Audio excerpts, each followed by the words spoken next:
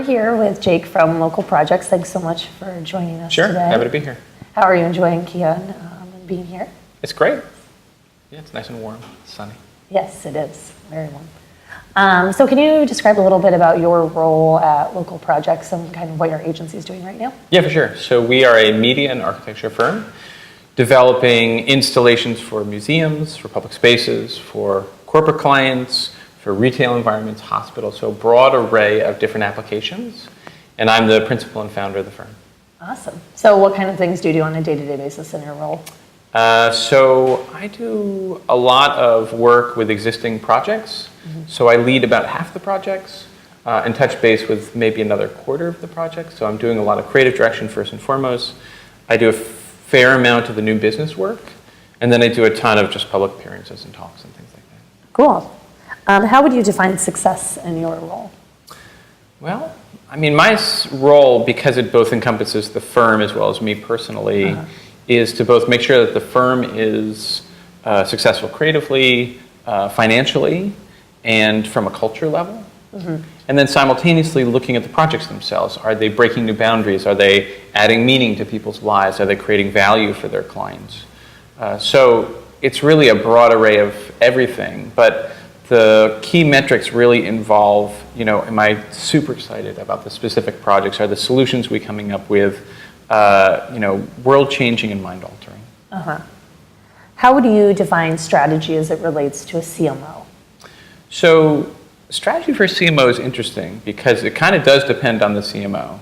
If you think about it, some CMOs are really metrics-driven. Do I get big numbers? Do I have something that Ad Age is writing about, et cetera? The general perception for some marketers is everything. And that's a big part of what marketing is because it's obviously investing in those types of perceptions. On the other hand, some CMOs understand the larger strategic impulses that might drive the business in the right direction, not just in any direction for public awareness, but really building larger, more sustainable value for the company.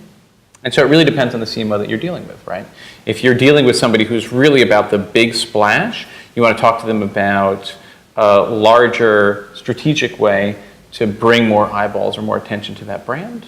But if you're talking to one that has more of a strategic angle and is looking long-term, you want to look across all the different businesses that they're involved with and the ways that they're investing to grow their business and complement that with the work that you're doing. Mm-hmm. And then how do you think that differs from then how a CEO sees strategy? Sure. So a CEO typically will think in those larger terms because they're stewarding the entire company.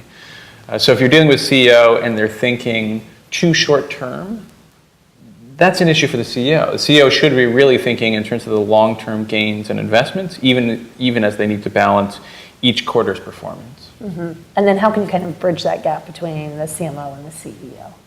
Well, I think it depends on the project, but from our standpoint, that's exactly what we do. So as a firm, we develop strategy and concepts from the beginning. So you need that strategy to form the platform, the baseline, essentially the foundation for what the concepts are, what you're actually making needs to have strategic underpinning. So whether you're talking to the CEO or the CMO, both need to understand the why. Why are you doing this? Who the audience is, what the impact is that you're trying to build with the engagement itself. And once that strategy is in place, then you have a criteria that you can evaluate the concepts and the eventual engagement through, right? Like you can't just be asked to build an X, Y, or Z. You need to know why, or you don't know exactly how to build it to achieve that goal. How do you think our world has changed, in your opinion, over the past 12 months? The last 12 months? I think in some ways it's changed a lot, and in some ways it continues apace, meaning there's new technologies that have risen to the front, right? Twitter is struggling, Snapchat is doing great, but as someone put it last night, they said, it's really funny, 2 years ago we were here, there was a giant Twitter logo on the front of the Cannes Palais. Today, there's a huge Snapchat logo on the front of the Cannes Palais. 2 years from now, it might be another channel we've never heard of that has a huge logo on the front of the Cannes Palais. So what's really happening here? Yes, there are new channels. Yes, there are new brands. But within the world of these different digital distribution platforms, the ground that you're planting these individual brands inside of is so shallow that they come and go very, very fast. Yes. And even Facebook or Google is worried, and rightfully so, that their entire business could evaporate in the score of a few years. Mm-hmm. And that's really the corollary to the fact that their businesses were built over just a couple of years. So to a certain extent, yes, a lot has changed. VR is coming on strong. People are excited about augmented reality. In both platforms, it's not dissimilar to other technology we've seen. We don't know what it will do. We know it's cool. We know demo videos are cool, etc.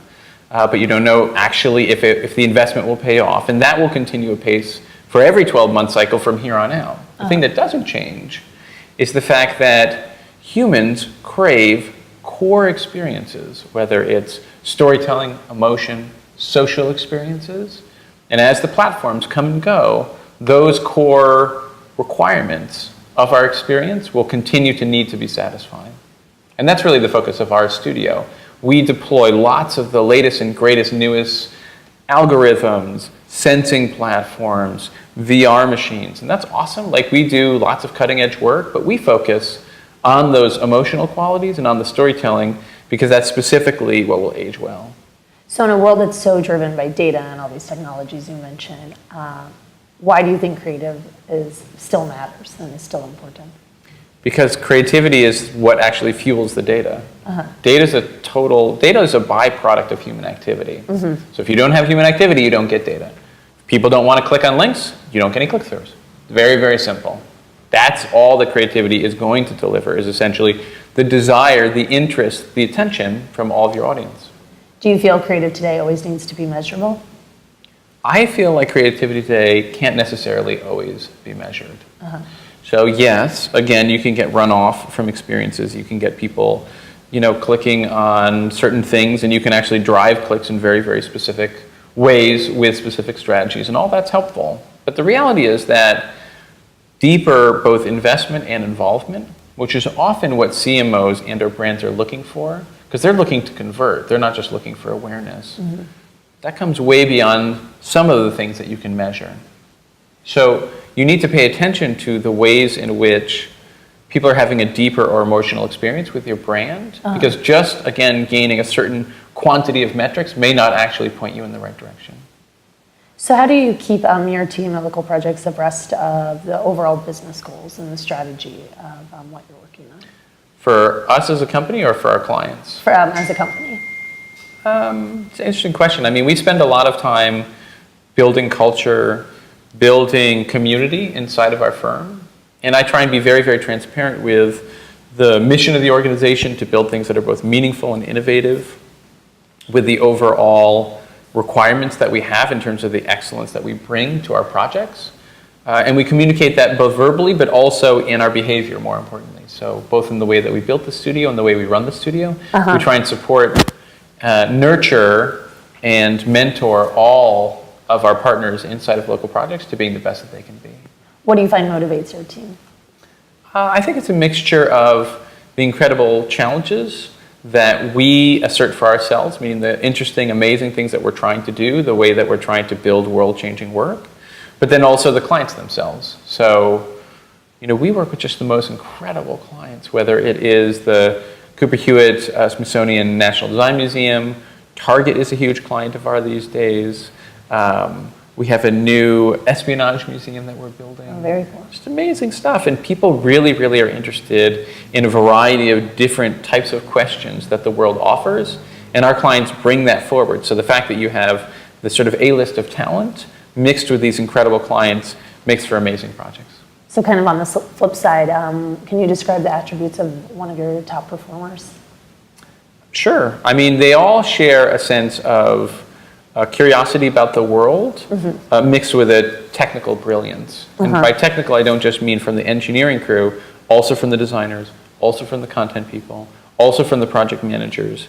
The capacity to have a team that's operating at absolutely the top of its game is critical. So how would you describe the difference between an idea and a solution? What's your perception on that? I don't think there really is a difference between idea and solution, meaning when we have ideas, they're necessarily brought up to solve things. So we don't really distinguish between the two. I think for us, what we're interested in is creating ideas or projects or engagements that solve problems or convert on opportunities in beautiful ways. Well, I think that's a great stopping point. Thanks so much. Sure, definitely. For sitting down today. Definitely my pleasure.